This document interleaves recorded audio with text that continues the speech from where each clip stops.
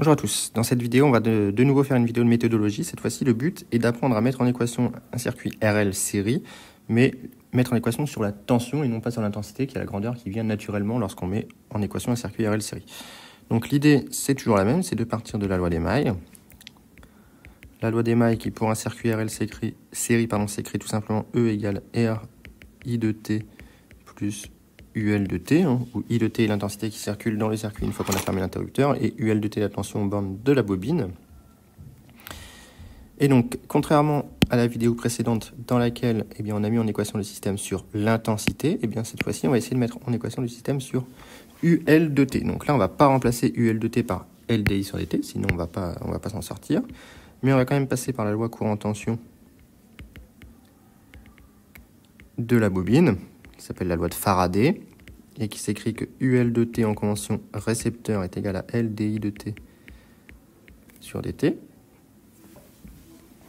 Et donc, de ça, on déduit que DI de T sur dt est égal à UL de T sur L. Donc on voit que si on veut faire apparaître UL de T, il faut passer par DI sur dt. Donc l'équation qui provient de la loi des mailles, qu'on avait établie préalablement, on va tout simplement la dériver.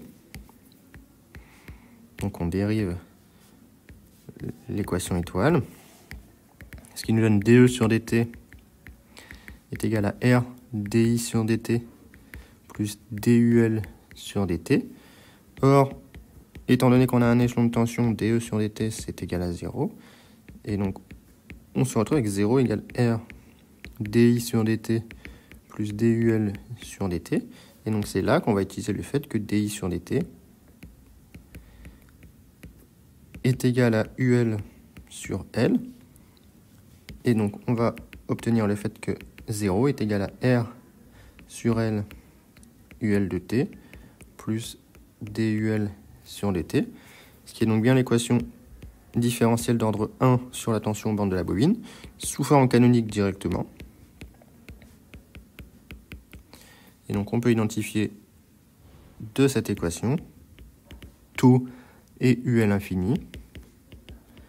Taux est égal à L sur R, et on identifie UL infini qui est égal à 0. Et donc pour là c'est la résolution, on a directement que UL de t est égal à lambda exponentiellement t sur taux. Il n'y a pas de second membre, donc il n'y a pas de solution particulière. Et donc ici, pour trouver lambda, il faut passer par la condition initiale. Et je vous rappelle que la méthode est toujours la même. Je vous renvoie à l'activité 10. La méthode pour trouver la condition initiale, c'est qu'on part de la continuité de I à travers la bobine. C'est-à-dire que I de 0 plus est égal à I de 0 moins est égal à 0, car interrupteur ouvert, pour T négatif. Et donc on en déduit par loi des mailles. En T égale 0 plus, on a que E est égal à R I de 0 plus UL de 0 plus. Avec I de 0 plus qui vaut 0, on en déduit que UL de 0 plus est égal à E, et donc on en déduit que UL de T est égal à E exponentiellement à T sur taux, ce qui est bien ce qu'on avait trouvé dans la vidéo précédente lorsqu'on a dérivé l'intensité obtenue pour obtenir la tension de bande de la bobine. Donc voilà un petit peu la méthode de résolution lorsqu'on veut utiliser l'équation différentielle sur la tension. Donc on pourra peut-être, dans certains exercices, vous demander de mettre en équation différentielle un circuit RL sur la tension et non pas sur l'intensité. Et donc dans ce cas-là, il faudra bien penser astucieusement à dériver la loi des mailles pour faire apparaître DI sur dt, qui n'est rien d'autre que UL sur L. Donc voilà pour cette petite vidéo méthodologie. J'espère que c'était clair et que ça vous a plu.